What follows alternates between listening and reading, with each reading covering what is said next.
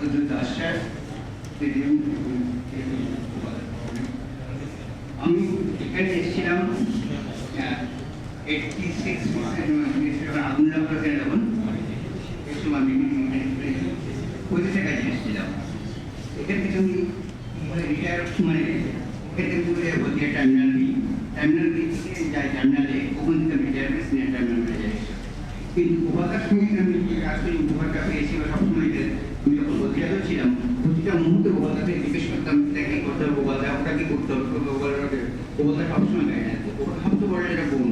First তুমি দেখতেন অফিসের পর ছিল ইউনিয়ন, অফিসের কোনো কিছু করতাম না, কম্প্রোমাইজ করতাম না কাজের ব্যাপারে, যে কোনো কাজের ব্যাপারে অফিস আগে দেখে নিয়ে তারপরে ইউনিয়নকে দেখতেন। সেই জন্য আমি কিন্তু ইউনিয়ন করি না, তবুও ওভারটা ইউনিয়ন যায় কারণ ওভারটা কাজের দিকটা আমি পছন্দ করি।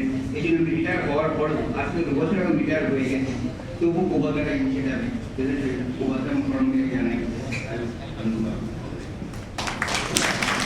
ধন্যবাদ আপনাকে ওনার মূল্যবান বক্তব্য রাখার জন্য।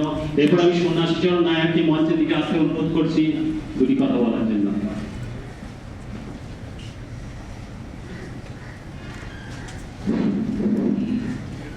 माननीय सीटीएम साहेब, एसटीएम साहेब, मिनिस्टर साहेब, गोपाल दा, आज के गोपाल दा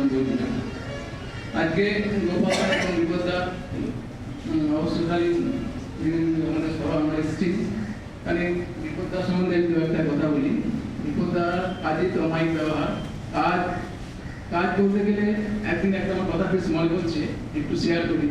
একদিন বিপদাকে বললাম, বিপদা আমাকে তুমি কার্ডার পাঠাবে? বিপদা বললো হ্যাঁ পাঠিয়ে দিচ্ছি। পাঠিয়ে দিল, কিছুক্ষণ পরে দেখছি একটা রিকুইজিশন স্লিপ পাঠিয়ে দিয়ে সঙ্গে করে। আমি বিরোধ একত্র গাড়াটা দিলে আমাকে এটা করতে হবে, ওই যে আমাকে দেওয়া হিসাব রাখতে হবে, এটা আমাকে করতেই হবে। আমার খুব ভালো লেগেছিল ওনার বক্তব্য দেখে। সেকেন্ড আরেকটা কথা, একদিন বিপদাকে বলছি, বিপদা তুমি তো খুব ইয়াং লাগছে, তুমি তো রিটায়ার হলে কি করবে? বিপদা বলছি কেন, আমি জজমেন্টই করবো। ঠিক আছে বিপদা, তুমি জানো না সবাই পাড়াতে আমাদের এখন খুব লাগে, সেটা বুঝতে পারছি না। তারপর বললাম আমাদের সমাজের কাজ বাপ ঠাকুর দাদা করে এসেছি, আমরা ওইটাই করবো। বিপদা তুমি ইন্টারনেটে কাজ শেষ করার পরে করতে পারবে? হ্যাঁ কেন পারবো না, সমাজের উপকার হবে। আমার বিপদাকে ভালো লেগেছিল, এই ইন্টারনেটে কাজ করার পর সমাজে একটা ছোট্ট উপকার উনি করবেন। তারপর এইটা বিপদার সম্বন্ধে বললাম, গোপাল দা কি বলবো, গোপাল দা একটা কমপ্লিট ক্যারেক্টার। না কি আর বলবো, কাজ নিয়ে আসেন আবার কাজ নিয়ে বাড়ি যান। একদিন গোপালদাকে কোথায় কোথায় জিজ্ঞেস করছিলাম, গোপালদা তুমি কি বলো তো, এই তো তোমার না আছে হাতে চেয়ার, না আছে স্ট্যান্ডিং অর্ডার, তুমি কি করে একটা লোককে ম্যানেজ করতে পারো? তাছাড়া তোমার এই যে তুমি আসছো যাচ্ছ, দিলীপ ঝাড়ার মতো লক্ষ্য তুমি বুঝিয়ে দিচ্ছ, দেবের মতো লক্ষ্য তুমি বুঝিয়ে দিচ্ছ, আবার পরের সাল মতো ঠান্ডা মতো লক্ষ্য তুমি বোঝাচ্ছ, তোমার এর মধ্যে আছে নাকি? গোপালদা বলছে আছে, তোমরা পারবে। তুমি গোপালদা ও জিনিসটা মনে হয় আমরা পারবো না, তোমার মধ্যে যে ডেডিকেশন দিয়েছে ঈশ্বর সেটা মনে হয় আমাদের দেয়নি। গোপালদা এই ডেডিকেশন নিয়ে আপনি আসুন, আমাদের মধ্যে থাকুন, কাজ করুন, আরো মানুষের সেবা করুন।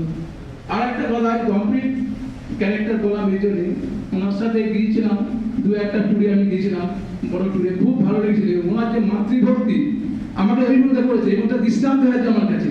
উনি বহুদিন মাকে যেভাবে সেবা করছে, যেভাবে ওই দূর দূরান্তে পাহাড়ে নিয়ে যাচ্ছে বেড়াতে, আমি অভিভূত হয়ে গেছিলাম। আর একটা কথা বলি, গোপালদা আপনার যে ক্যারেক্টার, যে চরিত্র, এটা যদি আমাদের বিন্দু মাত্র আমাদের মধ্যে আসতো তাহলে আমরা ধন্য হয়ে যেতাম।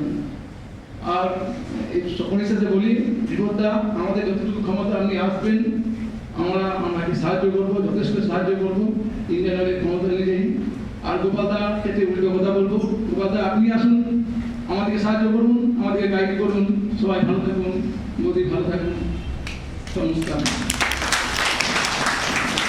ধন্যবাদ সন্ন্যাসী।